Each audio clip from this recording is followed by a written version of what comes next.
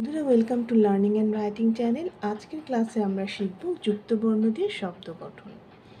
প্রথমে আছে ক যুক্ত ক। ক এর সাথে আমরা ক যুক্ত করে আমরা এই যুক্তবর্ণটি পাচ্ছি। এটি দিয়ে আমরা শব্দ গঠন করতে পারি ধাক্কা। ধয় আকার ক যুক্ত ক আকার ধাক্কা। এরপরে আছে ক এর সাথে ত যুক্ত করে আমরা এই যুক্তবর্ণটি পাচ্ছি ক যুক্ত ত। এটা দিয়ে শব্দ হচ্ছে রক্ত। এরপরে ক্ষীয়টা আমরা কিভাবে পাই? ক এর সাথে মূর্ধন্য ষ যুক্ত করে আমরা ক্ষীয় এই যুক্তবর্ণটি পাই। এটি দিয়ে আমরা শব্দ গঠন করতে পারি ক্ষমা। এরপরে আছে ক এর সাথে র যুক্ত করে এই যুক্তবর্ণটি আমরা পাচ্ছি ক্র।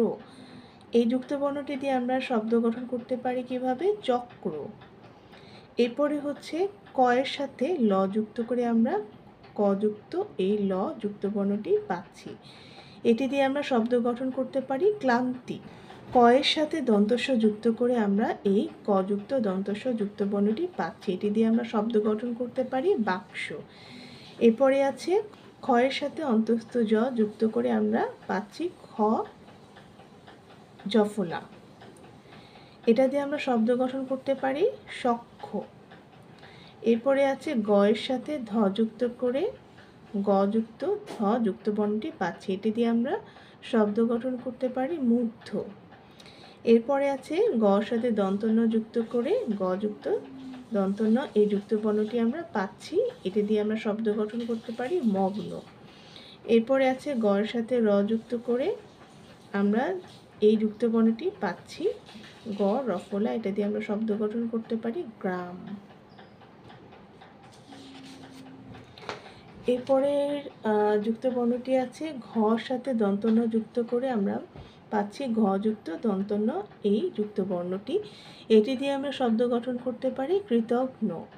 এরপরে আছে ঘ এর সাথে র যুক্ত করে ঘ রফলা এই যুক্তবর্ণটি আমরা পাচ্ছি। এটা দিয়ে আমরা শব্দ গঠন করতে পারি ঘ্রাণ। এরপরে উয়ার সাথে ক যুক্ত করে আমরা এভাবে যুক্তবর্ণটি লিখব। এটি দিয়ে আমরা শব্দ গঠন করতে পারি অঙ্ক।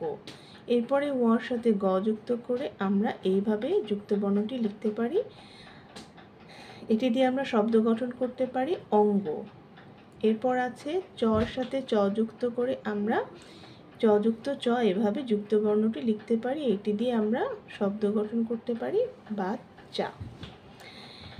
বাচ্চা এভাবে আমরা যুক্তবর্ণ দিয়ে শব্দ গঠন করতে পারি। এরপরে হচ্ছে চ এর সাথে ছ যুক্ত করে আমরা এভাবে চ যুক্ত ছ যুক্তবর্ণটি লিখতে পারি। এটি দিয়ে আমরা শব্দ গঠন করতে পারি ইচ্ছা।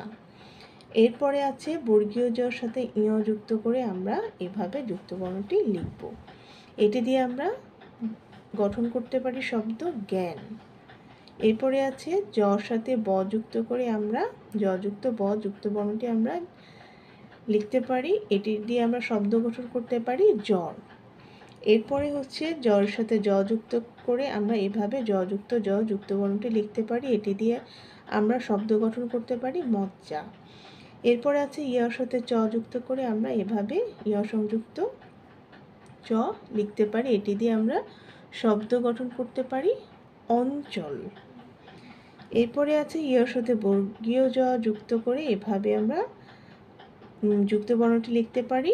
এটি দিয়ে আমরা শব্দ গঠন করতে পারি গঞ্জ।